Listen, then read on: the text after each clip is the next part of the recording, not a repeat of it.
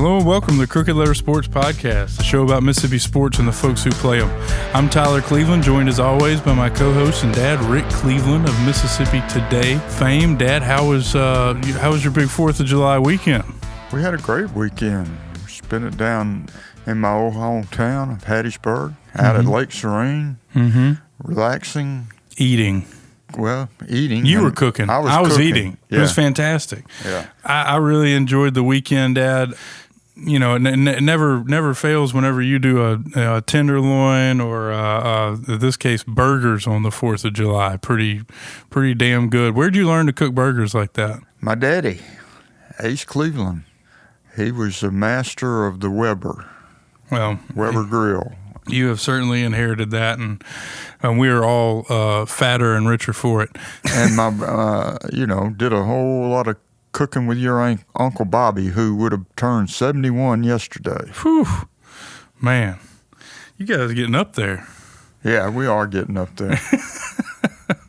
I want to hit a couple of the headlines around the state. It's that time of year we're kind of in that lull, but I think congrats are in order for Brent Rooker, former Mississippi State baseball star, who has made his first All-Star team playing for the A's.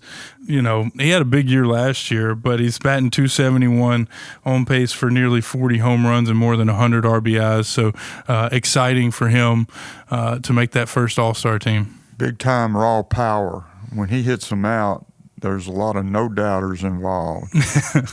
Absolutely. The other big piece of news this week was former Southern Miss receiver and was Kelvin Bolden, who went by Peanut when I covered him in Hattiesburg when he played for Larry Fedora, was Ole Miss's recruiting coordinator for Lane Kiffin, and he is left to take a similar position at LSU. I believe he's some kind of manager of some kind there. But you got to wish him good luck down there in Baton Rouge, but not too much luck. Yeah, well, you hate to lose a guy to one of your big rivals. Yeah, and obviously Ole Miss has been raking in talent, with him at the helm. So interested to see how that changes anything. But man, we're coming up on the Hall of Fame induction weekend, and just to remind our listeners, there's 3 big events, right, involved with that. Yeah, the Friday night, August 1st, there will be the big drawdown and sports auction that takes place at the Sheraton Refuge out by the airport. On Saturday morning, there's a Meet the Inductees thing at the Hall of Fame, which is currently undergoing a $4 million renovation that's almost complete, but not quite complete. They're scrambling to try to get it ready for that weekend. And then on Saturday night at Hines at the Clyde Muse Center, there will be the actual dinner and induction ceremony. Yeah. I had something, I remember when you were at the Hall of Fame, we always, it was always such a big weekend. I know it was a big production for you, but it was always cool to see the inductees and their families, and to have that much star power in one place at one time, representing, what Mississippi does best. Always a good time. Yeah, it does. As my pitch was always when I was there is, let's celebrate something Mississippi does well, and that's athletics. That's right. Athletics and catfish. It's about it's our forte. Athletics and writing and musicianship. Yeah, we produce a lot of great writers, a lot of great musicians, and a lot of great athletes. We got a great show for you today. We're going to run down the list of the Hall of Fame inductees for this 2025 class, and Dad, let you tell a couple of stories about each one. I know that you'd covered all these people in some way or another. I have. I mean, that's part of why I love the Hall of Fame so much, is that in most cases, even the new inductees, I've spent my life covering them. So, yeah, it's cool. Well, Dad, without further ado, let's run down this list. Of course, we've had a couple of these guys on the show the last couple of weeks, but I want to start talking about the one member of this class that's no longer with us. Robbie Webb. This was when Robbie's name was synonymous with golf growing up in the household. I know you always listed Robbie, as among the most influential golfers or golf figures in Mississippi. When I was a kid, I remember you talking about Robbie. So tell us a little bit about him. Well, Robbie Webb is one of my favorite people in Mississippi golf. He taught so many of the state's greatest players, but before that, he was a great player himself. He was the son of a golf pro at the old Broadwater Beach golf course where he grew up playing golf with Mary Mills, who went on to win 2 major tournaments. I think they were 1 and 2 on the Gulfport High golf team. And my favorite story about Robbie is later on when he was playing number 1 at Southern Miss, and Mary Mills was playing number 1 at Millsaps. They played a dual match, and it was Robbie against Mary. They were 2 childhood friends, and Robbie, they made the turn, and the Southern Miss golf coach, his name was B.O. Van Hook, and he is in the Mississippi Sports Hall of Fame. But Van Hook said, "Hey, Webb, how you doing?" He said, he didn't answer, and he said, "Webb," I said, "how you doing?" He said, "Coach, I'm 1 down." And Van Hook said, "Webb, you gonna let a girl beat you?" And, they carry their own bags, and Robbie took his bag of golf clubs off his shoulder and handed it to Van Hook and said, "Here, you try her." That's fantastic, man. But he was a great teacher. He's taught people who are in this Hall of Fame, and he was a great player before that, and he was also a great character. And I know all his family will be there August 2nd, and it'll be a nice thing to happen. He deserves to be in this Hall of Fame. Yeah, I always associated him with the city of Canton, Deerfield, and well, when I moved back to Jackson in '79, he had just moved from Canton Country Club to be the pro at Deerfield, which was a brand new Byron Nelson design course. It was just terrific. I played a lot of golf there. Still, one of my favorite tracks in the Jackson Metro. Yeah, it's a great golf course. But then he went back to Canton, and that's where he finished his career, being the pro back at Canton.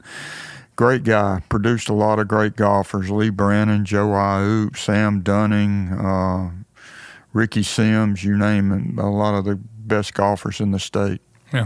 Our last 2 weeks, we've had 2 guys on that neither one of them really needs much of an introduction, but we had Scott Berry on, of course, was the head coach at Southern Miss for 14 seasons and many seasons as an assistant before that, and then at Meridian Community College, of course. And then Mike Justice, who was gracious enough to join us in studio last week on short notice, and one of our favorite guests. I went back and listened to that episode. As you recall to me, I'd forgotten we laughed so much, but you can't help but laugh when Justice is around. He's a fantastic character on top of all of his accomplishments. Yeah, when he was the coach at Louisville, they were playing a state championship game. I can't even remember who they were playing, but I called him. I'd heard his halftime and pregame talks were legendary, and I had heard coaches and players tell me about it, and so I called Justin. I said, "Look, I'll just be at the back of the locker room. I'll be a fly on the wall. Just let me.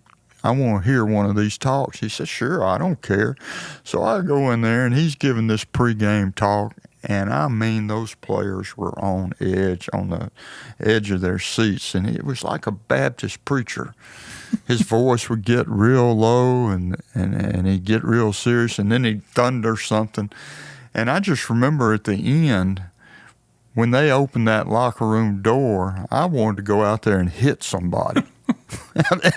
It was an amazing experience. He was a really great football coach, as his record attests. Man, one of my favorite people to talk to this day. Dad, I want to start with that. We'll go through the football guys real quick. We've got Steve Freeman, former defensive back, standout at Mississippi State, played in the NFL, currently an NFL official. Well, he's retired now. His son, Brad Freeman, who played shortstop from Ron Polk at Mississippi State, is now an NFL official. It's a great sports family in Mississippi, but Steve was a great player at Mississippi State. Played safety, made a bunch of tackles, intercepted a bunch of passes, went on, had a great NFL career. And, he was good enough NFL official that they selected him to officiate the Super Bowl. So, yeah, man. I mean, you don't right. You earn that right. You don't get that unless you make a lot of really good calls. Man, I cannot imagine the pressure of being an official in the Super Bowl. I can't either. Especially when, they are under such a spotlight. Yeah. Dad, a couple of other former standouts in the SEC. Dexter McCluster. I mean, he was all SEC, all American. You could list him as a running back, but he did so much for those Ole Miss teams. I believe he was on that the last Orgeron team and the two under Houston Nutt, 'cause I know he's in the Cotton Bowl Hall of Fame. Was MVP of both of those games, I think, as I recall, down in Dallas. But man, he and then went on to have an 8-season NFL career. He was a human highlight film, as you recall. He just made big plays. He really did. I mean, I remember there was he was the master of like the reverse or just the outside. He was so quick to the corner, and they had a couple of plays drawn up for him that really allowed him to kind of showcase that talent. And he had some. I mean, he was a serious home run threat on some pretty good Ole Miss teams. Well, I remember writing at one time that it was the best of both worlds. You had Orgeron's recruits playing for Houston Nutt's staff, but Dexter was a big play waiting to happen. He's what you wanted on third. You don't ever want to face third and long in football, third down and long yardage. But if you got to face it, it's good to have a player named Dexter McCluster on your team. Yeah, I can't remember how many 3rd and 8s there were where, I mean, they weren't afraid to get it to him on a pitch or a toss or even a draw. I mean, he had that size where he could get lost. You know what I mean? For the defense, they could lose him behind that offensive line, and he was so quick. Yeah, I always love interviewing really great football players that I'm a little bit taller than. There aren't very many of them, no. But he was one. Yeah. No, for sure. Dad, the other big football name in this class, Derek Nix, who, I grew up, I remember his story so well when he was in college at Southern Miss, and then he kind of grew into this guy who has had his fingerprints are all over Mississippi college football throughout my adult life. I mean, like I think I had told somebody the other day, it's like, if you were born after a certain date, you don't remember him as a player, but you couldn't tell the story of Mississippi football without talking about Derek Nix. Oh no, he was. He's probably, with the exception of who was the big wide receiver from Ocean Springs? DeAndre Brown. DeAndre Brown. With the exception of DeAndre Brown, Derek Nix is probably the most highly recruited player that Southern ever signed. He was a 5-star recruit out of Eufaula, Alabama. And the only reason Southern got him, Florida, Georgia, Auburn, Alabama, all the big schools wanted him, but they wanted him to play linebacker, and he wanted to play running back. And his older brother, Tyrone Nix, was an assistant, had been a linebacker at Southern Miss, and was then on Jeff Bower's staff. And Southern promised him he would get a chance to play running back, and man, did he play running back! What a great! You remember him running. He was fantastic. At one point, he was leading the country in rushing. I remember that. And I remember on the old EA Sports, the NCAA football game, he was like a star. So you could like pick Southern Miss, and he was just like a star. He was a complete stud on there. Had some of his best games against the best teams they played. I remember he went for over 200 against Illinois, and that was when he was sick. Yeah. That's the other great part of the I was going to ask you about that because I remember he missed time and played like half games and stuff because the fatigue from it was a kidney disease. Yeah, right. He played his final season at Southern with kidneys that were functioning at 15%. I remember he made like a 70-yard touchdown run against Illinois and went to his knees and was throwing up there in the end zone, and it was related to the kidney disease. And he got a new kidney after that season from his brother, and he had to retire from football because when they do a kidney transplant, the kidney isn't protected the way nature protects your kidney. So he couldn't play football anymore, and he said, I can't be the best football player I can be anymore, but I'm going to become the best football coach I can become. And has served on staffs, I mean, he spent a lot of time at Ole Miss. He's currently on Hugh Freeze's staff at Auburn. He worked for Freeze at Ole Miss, then he worked for Kiffin at Ole Miss, and then Freeze hired him away from Ole Miss. The only reason he left was because he's also the offensive coordinator at Auburn. Yeah, and has made a hell of a career for himself in coaching, and was a big part of the recruiting that has brought so much success. I've always thought that he might end up being a head coach at his alma mater. Yeah, I thought, I think, you would know more about it than I do, but they've had several coaching changes down there, and I think his name has come up pretty much every time. It has. We'll keep an eye on that for the future. Dad, a couple other folks. I want to talk about Steve Reeves, who, I mean, had a great high school and college basketball coaching career. 700 career wins, including successful tenures at Jackson Prep and Delta State. He's one of the best high school basketball coaches we've ever had in Mississippi.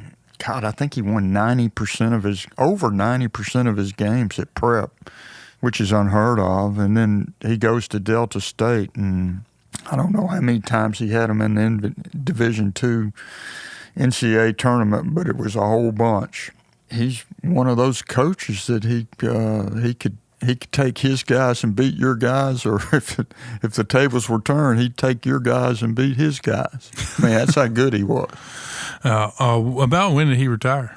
He retired in the mid 2000, and he was there long enough at Delta State. He won 401 games at Delta State and didn't lose, but 201. He won 4 conference championships. They made 9 Division II tournament appearances, 3 Sweet 16s, 2 Elite Eights, and 1 Final Four. Man, at Delta State? Yeah. I mean, yeah, he was terrific. I mean, Steve is a heck of a basketball coach. He would have been successful at any level. Well deserving of this honor. Our last inductee, also a basketball player and now coach, Mo Williams at Jackson State. But, of course, Mo from Jackson played at Murrah High, went on to play at Alabama, and then enjoyed a 13-year career in the NBA, including that fateful 2016 season in which the Cavaliers, came back from a 3-1 series deficit to beat the Warriors and win the series I think many consider an instant classic, and he got that ring. Well, I remember I was at the Clarion Ledger maybe, 1999, I think, was his 9th grade year in high school, and I first started hearing about him.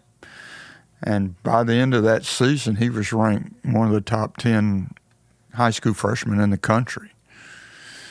And went on at Jackson Murrah. He was Player of the Year in Mississippi at least once, maybe twice. Really highly recruited. Went to Alabama. Was a great player there.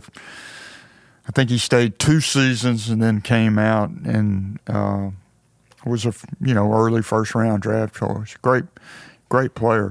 What's fun now is to watch his 2 sons that played for him at JA and then played at JA together. And now one's going to be a freshman at Micah is going to be a freshman at Jackson State playing for Mo. They play just like him, both of them. Yeah. Great shooters, really good defenders, know how to share the basketball. It's going to be fun to watch them. Yeah, well, that was my take on Mo. I think he averaged 12 points a game for his career. 13 points a game for his career. Over a 12-year NBA career, which is really impressive. But he was more a facilitator than he ran the point and for all those teams. And, he played a pivotal role for that championship team in Cleveland. I know at one point he won the 6th Man of the Year award. But just a huge boost to have a point guard who can distribute like Mo could. Oh, yeah. At Murrah, his senior year, Tyler, he averaged 27 points and 9 assists a game. Man. Strong. Yeah. Strong. Great player. It's a strong class. It is a strong class. And, it's always such a I have had the pleasure or I guess onus of kind of seeing behind the scenes how those classes get picked, and boy, they're for people on the outside looking in, just know there are names that come up every year in the process that are well deserving of the honor of being in the Sports Hall of Fame, who do not make the cut because it is so competitive and we have so much star power. That's exactly right. And this class, every class, every year is outstanding, and this is another one. I'm look forward to seeing them all go in. Yep. Well, that's about all the time we got for this week. Dad, can you tell us what are you looking forward to this next week? I know we got the Open Championship coming up. It's next weekend, right. Not this coming weekend. I'm certainly always look forward to watching the Open. Mm-hmm. One of the majors, yeah. And, it's that slow time of the year. I'm glad we got these Hall of Famers to talk about. Yeah, I'm excited. I'm going to have to get the MLB package that lets me watch minor league games so that I can watch Connor Griffin. It's just I know I think you posted something about it this week. It's just I know the timetable just keeps moving. He leads the minor leagues, all minor leagues, in runs scored, and is second in hits, or it's either the other, vice versa. He's first or second in runs and hits. Yeah. In every league. I saw somebody posted, or maybe I read it somewhere, that his new ETA for the big leagues is like next year. Next year, he'll be 20. Pretty impressive. Thanks, everybody, for joining us today. We'll be back next week. Hope you all have a good week out there. Try to stay cool if you can.